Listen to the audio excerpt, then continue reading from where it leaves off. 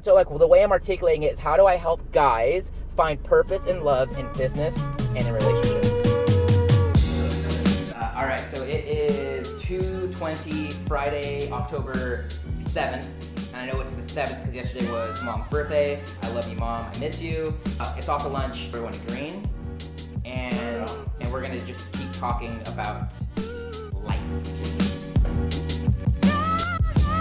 Maro, you posed a good question to me. We were walking to Starbucks a little while earlier, which is why am I doing this and why should people watch? It's a very valid question, an extremely valid question. Sometimes I wonder why people should watch. We were having the conversation a second ago. How do you visualize what your grand vision of life is and then start living that? Why not go live that and then show it, right? And then teach it. Right. And the problem with that is that there's so many people like that who just kind of show up and why should you listen to this other person? Why should you care? Why should you listen to them? There's a big thing in the entrepreneur space of the imposter syndrome, because a lot of people do that. They read 2 books on something and now they're an expert. So now they can go and teach the world about what that thing is. I don't want to be that person, but moreover, if I'm doing those things right now, why not just document it along the way and so that people can see how it all started? I'm 26 right now as of recording this, but there's some stuff that has been missed, but how do we document that and make it to where there's I walk the walk and talk the talk, totally. Or would you say that I do? I say that you absolutely, yeah. Because all I can talk about is my own experience and what I do on a day-to-day basis. Right. And that's what I lead from with my relationships, my friends, my coaching clients, my students, all of them, family. I can't tell you to do something I've never done. Right. But imagine 10 years from now when I'm living that dream and people are like, who is this motherfucker? And then you can go back and you can see what that all was. Not only can you not doubt it, but if I'm going to be doing these things already, shouldn't I just document it? Yeah, it makes sense. I'm already doing it. Right. I'm already driving to lunch. We're already having this conversation. Right? And so we pause mid-conversation a second, go to grab the camera, because if I'm going to be saying things and they're important that I think could help others or could help me in the future, shouldn't I just be recording it or documenting it? Right.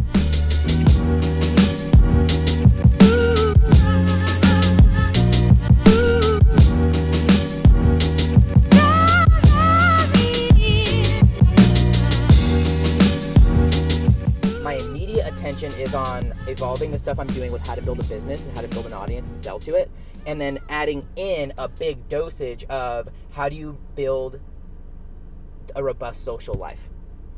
How do you go anywhere and find connections and get access to things and meet amazing people and create amazing relationships on the spot? And just showing that and doing it in a way that doesn't come off as pickup artisty, because there's a fine line there if you're talking to girls and talking to everyone. Right. And how do I showcase that in a way that even the people that come across it are in my circle are okay with that? Right.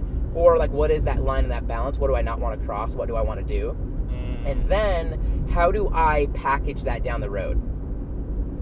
How do I start? Just like I started my last business with list building, I started by coaching. Right. I was helping clients with podcasting, then I offered podcast coaching. I helped clients with list building, and then I helped with list building coaching. I saw business as the main and only thing. I want that to be 30% of what I'm teaching and sharing about, because that's just me and that's my life, but that's just a figment. Right. Right? I want all these other things I'm already doing. I'm already reading books.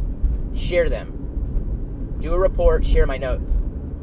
You know what I mean? Mm-hmm. And do that because that also helps me to remember. Right. And to go back. It's that mentality. Brian would call it learning out loud. Gary would calling it documenting versus teaching. And it's that. It's showing what is real and how it is right now, and that being okay.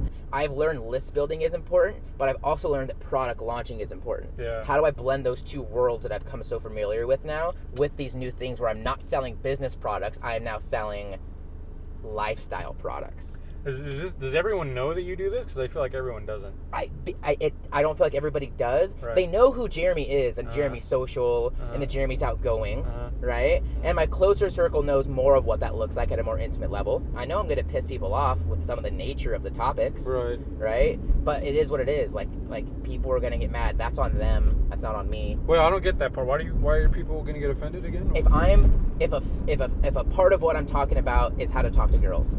Oh, that's going to offend people. well, I think just people are going to be like, that's weird, or that's creepy, or whatever. And that's their own opinion. I think it's fucking important. Yes.